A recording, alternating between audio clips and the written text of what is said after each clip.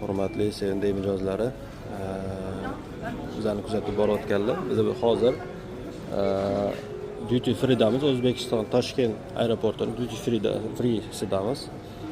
Tamojnidan o'tib oldik, chegaradan o'tdik, bagajlarni tekshirishdi, bagajlarni olishdi, o'zimizni tekshirishdi, davlat chegarasidan o'tdik. Hozir free zonadamiz, yashil zonadamiz. Biz o'z Toshkentning ichida joylashgan bo'lsak ham, lekin O'zbekistondan chiqdik degan joydamiz. Shu joy O'zbekistonning ichida, Toshkentda. Biz hali Toshkentdan chiqib ketgan pechatini olib chiqdik bu yoqqa.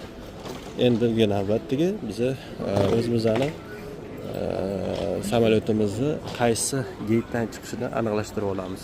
Bizaniki Toshkent, Antalya ni ko'rishimiz kerak bo'ladi. Bu yerda reys ko'p bo'lganligi uchun ketma-ket keladi. Kutib turish kerak bo'ladi.